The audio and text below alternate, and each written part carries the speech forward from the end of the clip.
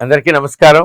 నేను మీ శ్యాంప్రసాద్ రెడ్డి కోలిసిపాటి. నారదా మీడియాకి స్వాగతం. భారతదేశంలో మరోసారి ఒక భారీ ఉగ్ర కుట్ర భగ్నమైంది. శాంతి భద్రతలకు మారుపేరైనటువంటి గుజరాత్ ని టార్గెట్ చేస్తూ పాకిస్తాన్ గడ్డపై నుంచి నడిచినటువంటి ఒక ప్రమాదకరమైన నెట్వర్క్ ని గుజరాత్ యాంటీ టెర్రరిస్ట్ స్క్వాడ్ విజయవంతంగా తుత్తినీలు చేసింది. నిషేధిత పాకిస్తాన్ ఉగ్రవాద సంస్థ జైషే మహమ్మద్ దేశంలో విస్తరించడానికి వేసినటువంటి మాస్టర్ ప్లాన్ ని మన భద్రతా దళాలు ఎలా తిప్పికొట్టాయో ఇవాళ మనం క్లియర్ కట్గా చూడబోతా ఉన్నాం. రెండు రాష్ట్రాల్లో ఏకకాలంలో 5 జిల్లాల్లో సాగినటువంటి ఒక మెరుపు ఆపరేషన్ వెనుక ఉన్న అసలు నిజాలు ఏంటి, ఒక మదర్సా కేంద్రంగా స్థానిక యువతను ఎలా బ్రెయిన్ వాష్ చేస్తా ఉన్నారు, ఆ వివరాలని తెలుసుకునే ముందు వెంటనే మన ఛానల్ని సబ్స్క్రైబ్ చేయండి. గుజరాత్ ఏటీఎస్ డీజీ అట్లాగే డిఐజీ సునీల్ జోషి గారు మీడియాకు వెల్లడించినటువంటి వివరాల ప్రకారం జైషే మహమ్మద్ ఉగ్రవాదులు గుజరాత్లో ఒక పెద్ద నెట్వర్క్ని నిర్మించడానికి ప్రయత్నిస్తున్నట్టు ఇంటెలిజెన్స్ వర్గాల నుంచి పక్కా సమాచారం అందింది. దీంతో రంగంలోకి దిగినటువంటి ఏటీఎస్ 5 స్పెషల్ టీమ్స్ని రంగంలోకి దించింది.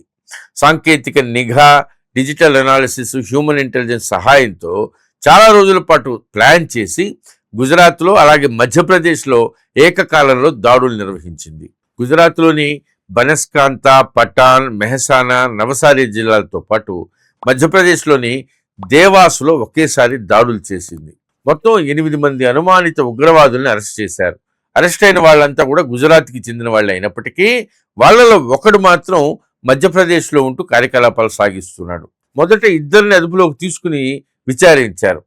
దాంతో మిగిలిన 6 గుట్టు కూడా రట్టయింది. మరి అసలు వీళ్ళ ప్లాన్ ఏంటి?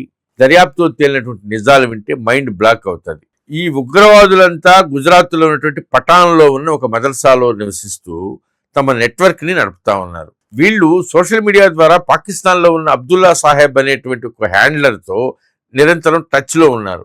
అతని ఆదేశాల మేరకే గుజరాత్లో ఉన్నటువంటి గువాదారుల్ ఇస్లాం గుజరాత్, జైషే మహమ్మద్ అట్లాగే తంజీమ్ అనేటువంటి సంస్థల్ని ఏర్పాటు చేశారు గుజరాత్లో. వీళ్ళ దగ్గర నుంచి పెద్ద ఎత్తున ఆక్షేపణీయ ఉగ్రవాద సాహిత్యము, పాంప్లెట్లు, అలాగే చేత్తో తయారు చేసినటువంటి జైషే మహమ్మద్ జెండాని ఏటీఎస్ స్వాధీనం చేసుకుంది. షాకింగ్ విషయం ఏంటంటే స్థానిక యువతని సులువుగా ఆకర్షించడానికి, వాళ్ళకి బ్రెయిన్ వాష్ చేయడానికి ఈ ఉగ్రవాద సాహిత్యాన్ని గుజరాతీ భాషలోకి అనువదిస్తున్నారు. వీళ్ళంతా తబ్లిగీ జమాత్తో లింక్లో ఉన్నారు.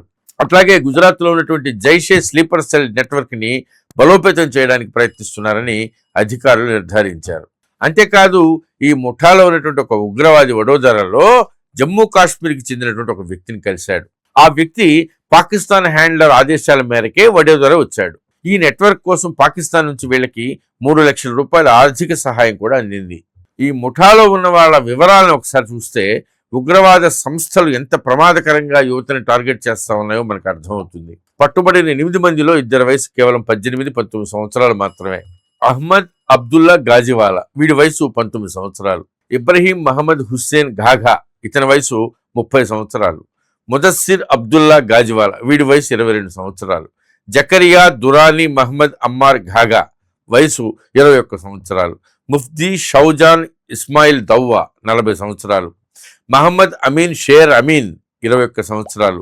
మహమ్మద్ అబ్దుల్ రహమాన్ సావ్దీ మహమ్మద్, 22 సంవత్సరాలు. బిలాల్ దురానీ మహమ్మద్ అమ్మార్ ఘాఘా, వీడి వయసు 18 సంవత్సరాలు. మధ్యప్రదేశ్లో అరెస్ట్ చేసింది వీడినే. ప్రస్తుతం గుజరాత్ ఏటీఎస్ వీళ్ళపైన కఠినమైనటువంటి UAPA unlawful activities prevention act చట్టంతో పాటుగా భారత ప్రభుత్వానికి వ్యతిరేకంగా యుద్ధం ప్రకటించడం, క్రిమినల్ కాన్స్పిరసీ లాంటి తీవ్రమైన సెక్షన్స్ కింద కేసులు నమోదు చేసింది. వీళ్ళ బ్యాంక్ అకౌంట్స్, డిజిటల్ డివైజుల్ని అధికారులు జల్లెడ పడతా ఉన్నారు. అసలు ఈ జైషే మహమ్మద్ బ్యాక్గ్రౌండ్ ఏంటో కూడా మనం ఒకసారి తెలుసుకోవాలి. 2000 సంవత్సరంలో మౌలానా మసూద్ అజర్ అనేటువంటి ఒక క్రూర ఉగ్రవాది ఈ సంస్థని స్థాపించాడు. దీని హెడ్ క్వార్టర్స్ పాకిస్తాన్లో ఉన్నటువంటి బహావల్పూర్లో ఉంది. 1994లో భారత్ ఇతన్ని అరెస్ట్ చేసినప్పటికీ 1999 డిసెంబర్లో జరిగినటువంటి Indian airlines flight IC-814 hijack ఘటనలో ప్రయాణికుల ప్రాణాలను కాపాడడం కోసం ఇతన్ని వదిలేయాల్సి వచ్చింది. బయటకు వచ్చిన వెంటనే వీడు జైషే సంస్థని పెట్టాడు.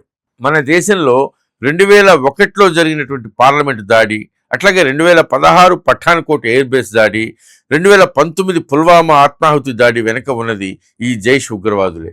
2019లో ఐక్యరాజ్య సమితి మసూద్ అజర్ని గ్లోబల్ టెర్రరిస్ట్గా ప్రకటించింది. ఇప్పుడు అదే సంస్థ గుజరాత్ వైపు కన్నేసింది. కానీ మన ఏటీఎస్ అధికారులు సమయానికి స్పందించి ముఠాని మట్టుబెట్టారు. ఈ నెట్వర్క్ ఇంకా ఏ రాష్ట్రాల్లో విస్తరించి ఉంది, దీని వెనక ఉన్నటువంటి మిగతా శక్తులు ఎవరు అనేటువంటి కోణంలో కూడా దర్యాప్తు జరుగుతూ ఉంది. రాబోయే రోజుల్లో మరిన్ని సంచలన నిజాలు బయటకు వచ్చేటువంటి అవకాశం ఉంది. మన భద్రతా దళాల అప్రమత్తత పైన, దేశంలో ఇలా మదర్సాల కేంద్రంగా సాగుతున్నటువంటి ఉగ్ర కుట్రలపైన మీ అభిప్రాయాన్ని కింద కామెంట్ చేయండి. ఈ ముఖ్యమైన సమాచారాన్ని అందరికీ షేర్ చేయండి. జై హింద్. ఈ వీడియో మీకు నచ్చినట్లయితే లైక్ చేయండి, షేర్ చేయండి, సబ్స్క్రైబ్ చేయండి. మీ అభిప్రాయాన్ని కామెంట్ల రూపంలో తప్పకుండా తెలియజేయండి.